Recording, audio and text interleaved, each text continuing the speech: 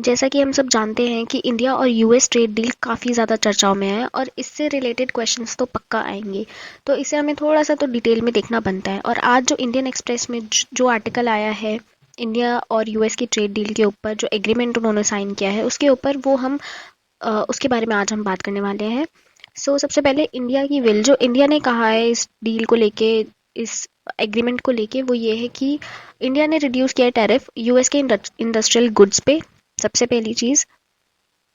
उसके बाद wide range of US food and agricultural grains, ठीक है। तो यानी कि अब जो हमारे एग्रीकल्चर फील्ड है, हमारा जो एग्रीकल्चर फील्ड है उसमें थोड़ा सा कंपटीशन जो है वो बढ़ जाएगा, इंक्रीज हो जाएगा। क्यों? क्योंकि यूएस फूड भी इंडियन मार्केट में आने लगेगा एंड एग्रीकल्चरल ग्रेन्स भी इंडियन मार्केट में आने लगेंगे। इससे क्या होगा, हमारी एग्रीकल्चर, हमारे ग्रेन्स को, हमारे मिलेट्स को एंड हमारे जो फूड्स है, फूड्स में हमारे वेजिटेबल्स भी आ जाता है, ठीक है, एंड फ्रूट्स भी आ जाता है। So these are the things जिसपे हमें थोड़ा सा कंसर्न करना चाहिए, क्योंकि अब मार्केट में कंपटीशन बढ़ेगा, ठीक है। तो उसके बाद red sorghum for animal feed, इसके ऊपर भी जो टैरिफ है वो रिड्यूस किया गया है इंडिया के द्वारा यूएस पे, ठीक है। उसके बाद tree nuts, fresh and processed foods. Processed food के लिए तो ऑब्वियसली यूएस बड़ा फेमस है, सो वहाँ से हमारा इंडिया की मार्केट में प्रोसेस्ड फूड भी अब आने लगेगा, ठीक है। उसके बाद soybean oil and wine spirits and additional products, बाकी और भी एडिशनल प्रोडक्ट्स हैं, वो डिटेल में अभी दिए नहीं है, बट हाँ और भी प्रोडक्ट्स हैं, ठीक है। तो सोयाबीन ऑयल भी है, अगर कोई किसी की सोयाबीन का काम है तो उसके लिए भी कंपटीशन बढ़ने वाला है, क्योंकि अब यूएस से भी सोयाबीन ऑयल जो है वो इंपोर्ट किया जाएगा, ठीक है। तो यहाँ पे मार्केट में जो है वो थोड़ा सा कन्फ्लिक्ट देखने को मिल सकता है। अब जो इंडिया का इंटेंट है वो देखते हैं। इंडिया का इंटेंट ये है कि to purchase $500 billion dollars of US energy. $500 billion की एनर्जी जो है वो इंडिया सोच रहा है परचेज करने की। कहाँ से? यूएस से, ठीक है। उसके प्रोडक्ट्स, एयरक्राफ्ट्स एंड पार्ट्स, यानी कि पार्ट ऑफ एयरक्राफ्ट्स, ठीक है। तो एयरक्राफ्ट्स को लेके भी बहुत ज़्यादा चीज़ हुई है, और ये दोनों तरफ से है। इन एयरक्राफ्ट्स का जो इम्पोर्ट एक्सपोर्ट है वो दोनों तरफ से है, इंडिया से भी एंड यूएस से भी। तो कुछ पार्ट्स जो है, या जो कुछ एयरक्राफ्ट जो है वो हम यूएस से लेने वाले हैं, और कुछ एयरक्राफ्ट जो है वो यूएस हमसे लेने वाला है, ठीक है। आगे देखेंगे वो भी।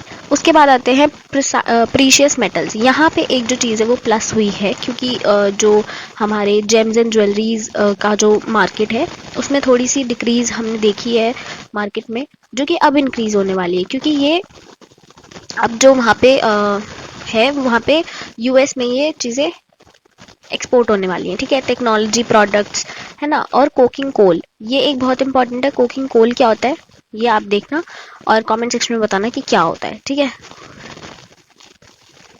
नेक्स्ट 5 ईयर्स, ठीक है, ओवर नेक्स्ट 5 ईयर्स तक ये चीज़ें इंडिया की तरफ से रही। अब हम देखते हैं कि यूएस की तरफ से क्या चीज़ें रही।